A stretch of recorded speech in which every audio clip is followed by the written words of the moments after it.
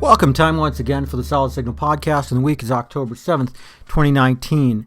And this week, with the new TV season in full swing, I thought I'd take a step back and look at one of the hits of a prior TV season and why it has such staying power. I'm talking about Friends, and I don't need to tell you what the show is about. It's pretty pervasive in modern culture. But the real question is, why is Friends still a part of our lives? Why is Friends so successful at a time when we look at so many other shows from that time period that haven't really stood the test of time? Why has this one? Because it's kind of a weird question.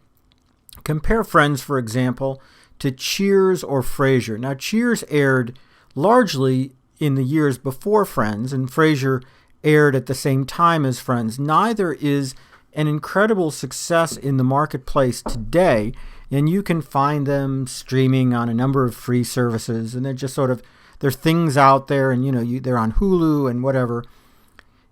And when you watch these shows, they tend to be really good, at least the early seasons. And so I kind of wonder, why is Friends the show that still keeps going on? And why? What do I mean about that? I mean that Friends is so important that Netflix paid a ton of money to keep it around for a few more years. And it's also so important that AT&T felt that it was important to keep in and use it to launch its new HBO Max service. Friends will be exclusive to HBO Max when it launches, and that's pretty impressive. And that may just move enough people over to the new service to make a difference. But think about Friends for a second. You can find tons and tons of articles about how Friends is a far from perfect show. Viewed by today's lens, well, it's about, first of all, a bunch of 20-somethings who could not exist today.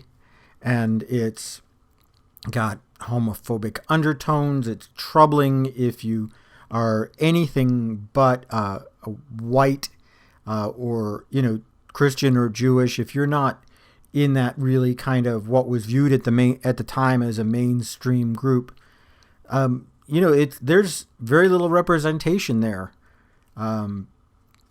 Plus, it's got it's very cutting. There's a lot of parts of it that really do not stand up too well if you actually spend the time and think about it. Even the idea of kind of the way that animals are treated, because there was that whole multi-season subplot with the monkey, and they have a chick and a duck in their apartment, and all of this is troubling. And the funny thing is that we don't care.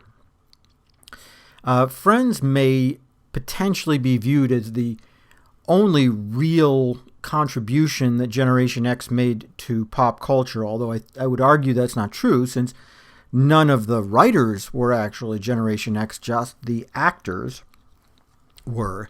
But it's kind of interesting to say that and feel that. The big audience today for Friends is people who, many of them weren't even alive when the show originally aired for the first time. And they're looking at it in a completely different way. It was popular for a number of years to kind of blame Friends for creating sort of a false image in the minds of young people of what was possible. And I've said this before in other articles. The problem is that some young folks actually looked at Friends as a blueprint for life, and that's not reasonable. We knew at the time that there was no way that young people could afford these gorgeous and huge apartments in Greenwich Village, and such apartments probably didn't even exist. Anybody who was a resident of Manhattan knew that it was ridiculous to think that Ross would live down in the Village and commute up to Columbia every day. That could be a multi-hour commute for absolutely no particular reason. And the details, the more that you look at the details, the more they just don't hold up. And yet somehow the show does, despite the fact that Ross is the worst. I've written about that too. And that all of the Friends that have some really, really problematic aspects to them. And, let's be honest, Monica should probably be on some sort of medication.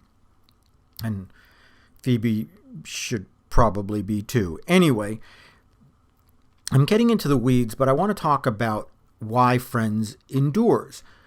One of the reasons that Friends holds up as a series, where, for example, Frasier does not, is that it stays very true to who it is and what it is over the course of many seasons. And that's attributable to the fact that while Girlfriends and Boyfriends came and went, the core 6 actors stayed with the show from beginning to end. That wasn't by mistake. There's a lot to be written about the fact that the Friends actors, the cast, were one of the first casts to negotiate their salaries as a group. That was good because it did mean that the male actors and the female actors were paid the same, that everybody was taken care of in the same way, and that nobody was thought of as the star. And that ended up being good because it meant that the show had a certain continuity that other shows of the time did not. Contrast that with The Cosby Show, which was, you look at the last season of The Cosby Show, if you can find it airing anywhere, and it's hard, by the way, to do that, and you'll realize that there's practically nobody there from the original season. So in a binge-watching world, that makes Friends much more eminently watchable because you can pick it up pretty much from anywhere and you don't have to think, oh, well, this was when they replaced this one with that one, or this was when this had happened. And yes, Friends did have its own kind of internal storyline. You know, Ross got married, Ross got divorced, Rachel got a better job and a better job and a better job, and she was with this one or that one. But it's remarkably episodic even given that. And that lends it to binge watching, or even more to casual watching. You can pick it up and watch 2 or 3 episodes, not really care where you are. And that makes it kind of a desirable show.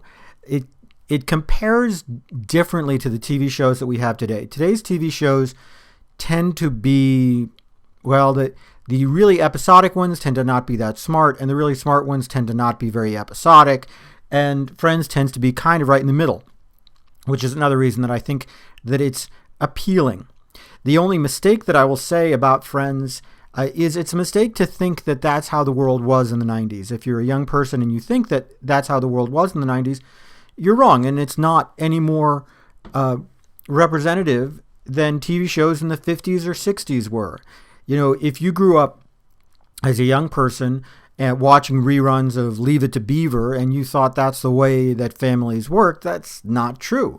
If you grew up watching The Brady Bunch and you thought that's the way that blended families could work, that's definitely not true. And if you grew up watching Bonanza, and that's a whole generation, by the way, that show was on for like 20 years, and you ended up thinking that's how the Old West worked, it didn't.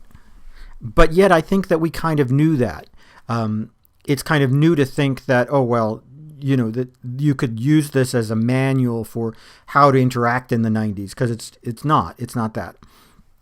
What it is if you can forgive its flaws, if you can forgive the way that it treats large groups of people and the kind of jokes that it makes about other groups of people, it's a charming little show about 6 people who rely on each other and who truly care about each other. And that's kind of one of the reasons that I think that it really works.